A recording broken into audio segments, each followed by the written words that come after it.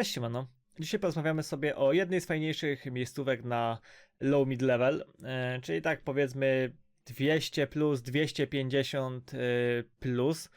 Myślę, że wcześniej raczej nie ma tu co za bardzo przychodzić, czyli o Werechienach. Werechienki to jest naprawdę fajny spocik, dodany jakieś 2 lata temu, chyba 2 lata temu. I myślę, że taki 250 mag powinien być już w stanie solo tutaj expić. Przynajmniej na tym pierwszym piętrze, ewentualnie na pięterku, na tym takim małym Nordkuku, ale co do podziału spota jeszcze sobie dojdziemy.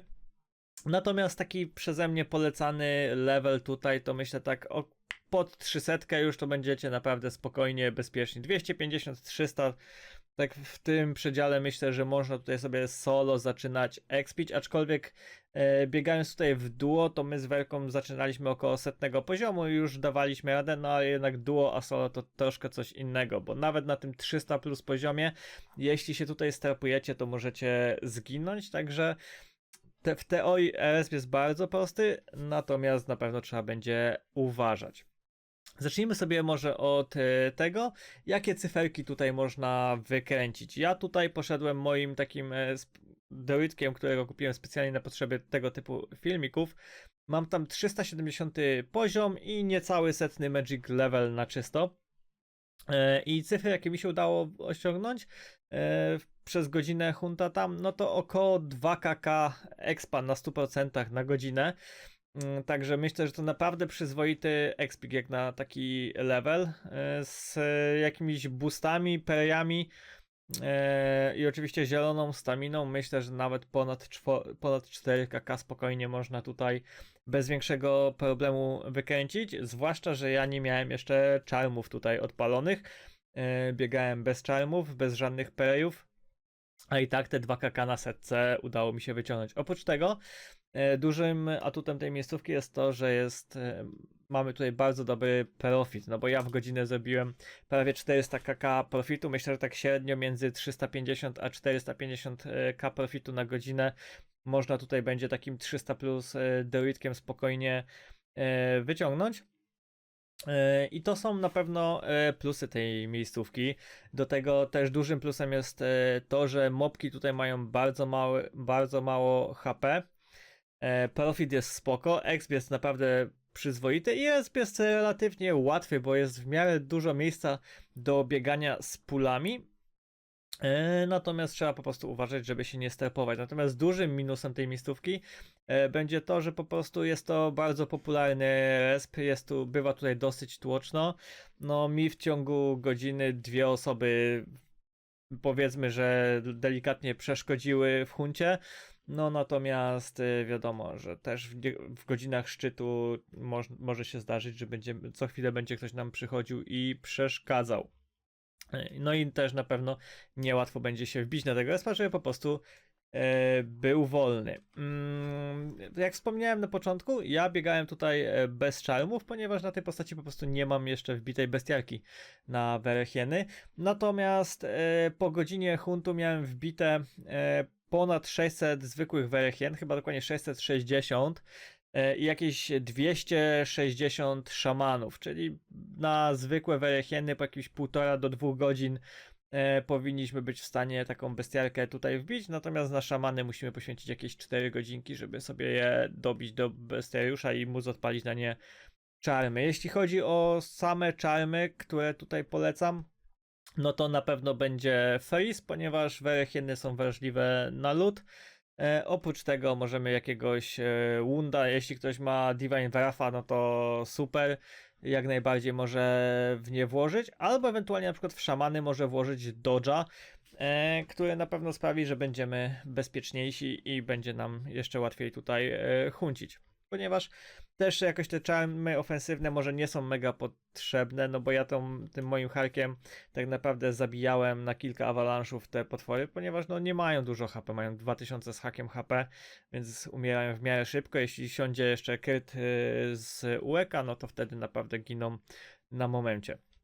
Jeśli chodzi o odporności, także przejdźmy sobie już w tym momencie do ekwipunku, no bo jest to tak naprawdę jedna z istotniejszych rzeczy, kiedy wybieramy się na tego respa, zwłaszcza na tych mniejszych levelach, kiedy będziemy się musieli dobrze ubrać. No to ekwipunek będzie tutaj kluczowy, bo uchroni nas po prostu przed niepotrzebną śmiercią. Ja, kiedy tutaj biegałem, to miałem 33% odporności na ziemię, 17% odporności na śmierć i 6% na obrażenia fizyczne.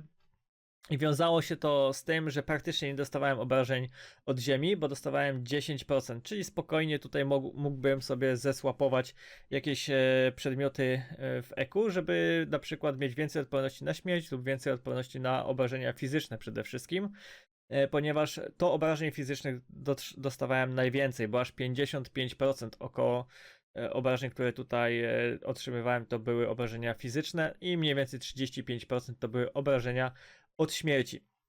Jeśli chodzi o mój ekwipunek i ekwipunek, jaki ja tutaj wam polecam, no to myślę, że Bearskin będzie bardzo dobrą opcją, jako że daje nam odporność na ziemię. Oprócz tego możemy sobie włożyć imbu na life leecha w niego lub imbu na śmierć, jeśli ktoś by wolał. Myślę, że obie opcje będą spoko. Wiadomo, że imbu na śmierć to troszeczkę podniesie nam tutaj koszty, natomiast life leech po prostu ułatwi nam, podniesie nam troszeczkę profit.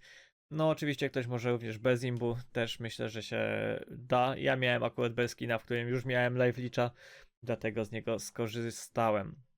Jeśli chodzi o spellbooka, no myślę, że najlepszą opcją będzie tutaj shoulder plate i to jeszcze najlepiej z imbu na śmierć, zwłaszcza jeśli przychodzimy tutaj powiedzmy jakimś 200 z hakiem levelem, no to wtedy to imbu na śmierć na pewno nam pomoże. Do tego shoulder plate da nam odporność na obrażenia fizyczne i jakąś tam odporność na ziemię. Ja biegałem tutaj z Umbral Master Spellbookiem, bo miałem w niego już włożone imbu na śmierć, więc nie wybrzydzałem, używałem tego co miałem. No jednak na pewno najlepszą opcją tutaj będzie według mnie shoulder plate. Jeszcze tak jak mówię, jak włożymy sobie w niego imbu na śmierć, to będzie fantastycznie. Jeśli chodzi o spodnie, no ja używałem gillegów, ale biorąc pod uwagę jak dużo obrażeń otrzymywałem z obrażeń fizycznych, no to myślę, że Dwarven Legi mogły być tutaj lepszą opcją, bo ten jeden Magic Level tak naprawdę większej różnicy tutaj nam nie zrobi, natomiast z ziemi, tak jak wspomniałem wcześniej, otrzymywałem ledwo 10% obrażeń, więc ta odporność na ziemię nie jest tak istotna. I myślę, że fizyk mógłby dać tutaj w tym wypadku więcej. Jeśli chodzi o budki, no to tak naprawdę jedyne jakie tutaj przychodzą mi do głowy, że mają sens, no to Dreamwalkersy. Oczywiście jeśli ja akurat ich nie miałem założonych, a i tak bardzo miałem dużo odporności na ziemię w stosunku do tych obrażeń, więc tak naprawdę co tutaj założycie nie ma większego znaczenia, zakładamy to co mamy pod ręką. Natomiast założenie Dreamwalkersów sprawi, że jeśli coś innego, na przykład Gillegi w tym przypadku zamienimy na Dwarven Legi, to nasza odporność na ziemię tak naprawdę się nie zmieni, a dojdzie nam dodatkowo odporność na fizyka, więc myślę, że tutaj właśnie takie combo, czyli Dreamwalkers, Boots i do tego Dwarven Legi będą naprawdę fajną opcją na tą miejscówkę, zwłaszcza na tych niższych levelach. Jeśli chodzi o hełm, ja używałem Gnom helmetu z uwagi na odporność na obrażenia fizyczne. Oczywiście tutaj też Eldritch Hood byłby ok, jako że ma odporność na ziemię. Jednak po pierwsze, no jaki 200 level ma dostępnego Eldritch Hooda, który kosztuje w tej chwili pewnie z 200 kk. Po drugie, tak jak wspomniałem, obrażenia od ziemi tu są relatywnie niskie, więc po prostu obrażenia fizyczne są tutaj lepszą opcją. Znaczy odporność na obrażenia fizyczne. Jeśli nie mamy Gnome Helmetu, no to oczywiście zostaje nam jakiś Yala Mask. Ja tutaj w Gnomie miałem dodatkowo imbu na Magic Level i imbu na Mana Leecha. Oczywiście jeśli używamy Yala Maska, no to wkładamy imbu na Mana Leecha. Magic Level nie będzie tak istotny. Jeśli chodzi o amulety, ja biegałem w Teurgiku. Natomiast myślę, że dobrą opcją byłoby też zastosowanie tutaj koszej amuletu lub Cobra amuletu. No ale Cobra amulet wiadomo jest drogi, Natomiast koszej możemy za kilka groszy dostać lub po prostu sobie zrobić questa i myślę, że to będzie dobra opcja na tego spota.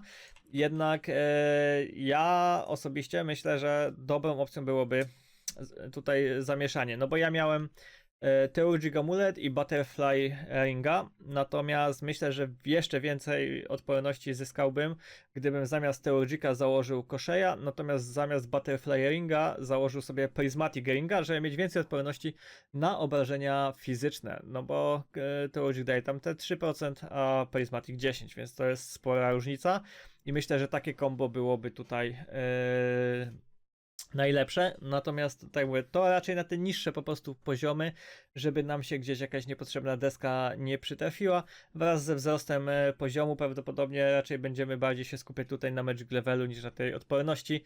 No tak jak mówię, tym 370 raczej łatwo mi się biegało, aczkolwiek zdarzyło mi się kilka razy jakiegoś zierda wyhaczyć. No i zostaje nam jeszcze oczywiście Trinket.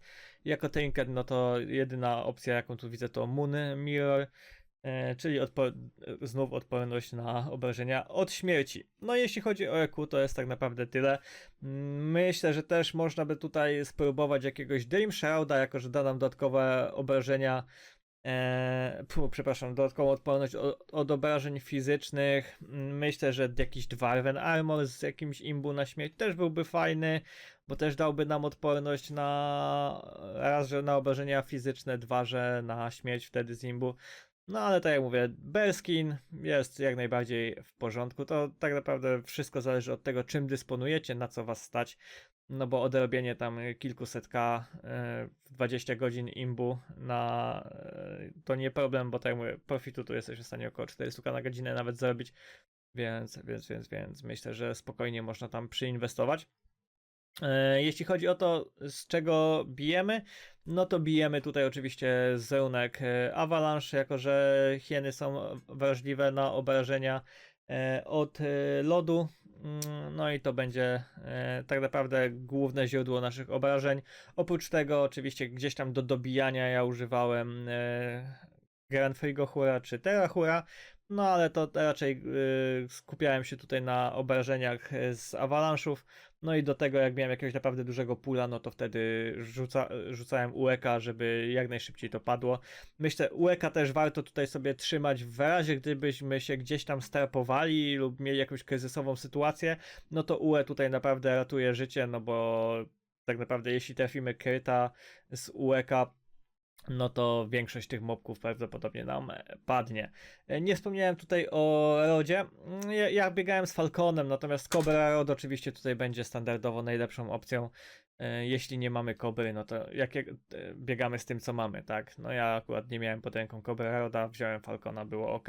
Oczywiście w Falconie imbu na kryta oraz na mana licza, standardowo bez jakichś udziwnień. Lion Rod też będzie ok, oczywiście. No ale temu najlepszą opcją do solo gamingu Druidem jest Cobra Rod. Oczywiście jeśli chodzi o MS-a, no to tutaj odpowiedniki tak samo wiele się nie zmienia. Na MS-ie nie mamy Berskina, więc zamiast Berskina możemy Togę Mortis założyć i tu będziemy mieć jeszcze lepiej niż z Berskinem, ponieważ tam będziemy mieć odporność na obrażenia od śmierci, czyli MS tu można powiedzieć, że jest jeszcze bardziej uprzywilejowany w stosunku do Druida, jeśli chodzi o dobór ekwipunku na tego spota. Dobrze, i jeśli chodzi o ekwipunek, to jest tak naprawdę wszystko. Natomiast jeszcze wspomnijmy sobie, jak wygląda sam resp. No bo respa możemy podzielić powiedzmy na 3 części. Pierwsza część to jest piętro -1, zaraz po wejściu. No i tak naprawdę, no to jest najgorszy spot. To jest raczej taki, jak ktoś przychodzi tutaj na małym levelu, spróbować swoich sił, no to pięterko mu wtedy wystarczy i jest w miarę bezpieczne tutaj, powiedzmy.